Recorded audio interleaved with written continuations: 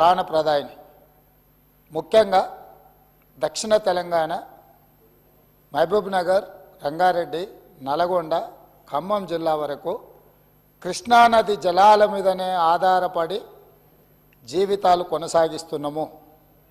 మహబూబ్ నగర్ జిల్లా 10 లక్షల మందికి పైగా వలసలు పోయి తట్ట పని, పార పని, మట్టి పని, బొగ్గుబాయి, ముంబై లాంటి వలసలు పోవడానికి కారణము 2009లో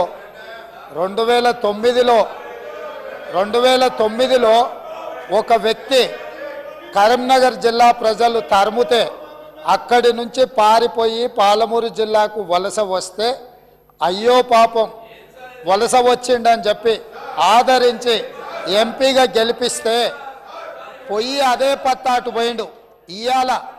ఇవాళ అలాంటి జిల్లాకు సంబంధించి కృష్ణానది జలాల మీద చర్చ జరుగుతున్నప్పుడు ఆ మహానుభావుడు ఇక్కడికి రాకుండా ఫామ్ హౌస్లో దాచుకొని ఈరోజు తెలంగాణ సమాజాన్ని అవమానిస్తున్నాడు. ఇంతకంటే కీలకమైన అంశం ఈ తెలంగాణ సమాజంలో ఏమైనా ఉందా అధ్యక్ష? మీరు చెప్పండి. మీరు కూడా వికారాబాద్ జిల్లా కరువు ప్రాంతం నుంచి వచ్చిండ్రు కదా.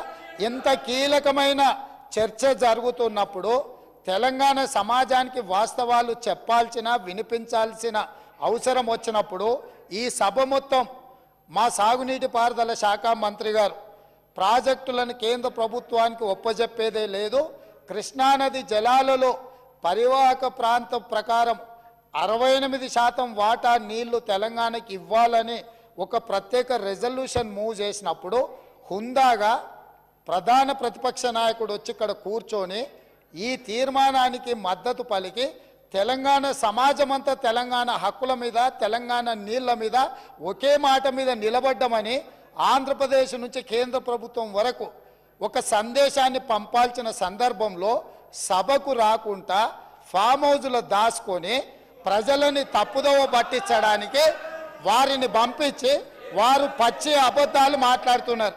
ఏది ఏమైనా మొన్న నేను చూసినప్పుడు ఆ కుర్చీ ఖాళీగా ఉండి ఈరోజు ఆ కుర్చీలో పెద్దలు పద్మరావు గారు కూర్చున్నారు.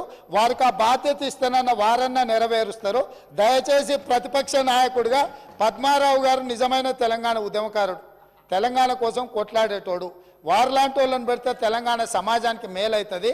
నేను ఒకటే చెప్పదలుచుకున్నా, ఈరోజు ఉత్తమ్ కుమార్ రెడ్డి గారు సభలో ప్రవేశపెట్టిన ఈ ప్రాజెక్టులను అప్పజెప్పేది లేదు అనేది మొదటి అంశము.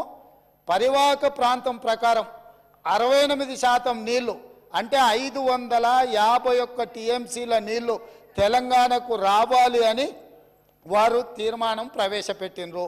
దానికి అనుకూలమా వ్యతిరేకమా మొదట ఆ విషయంలో స్పష్టత ఇచ్చిన తర్వాత మిగతా ఏ విషయాలైనా మాట్లాడమనుండ్రి. అంతే తప్ప ఇవాళ వాళ్ళ మాటల వల్ల, వాళ్ళ చర్యల వల్ల శత్రువులకు బలం చేకూరుతుంది. శత్రువులకు దొంగలకు సద్దిమూటం మోసే విధానం మంచిది కాదు.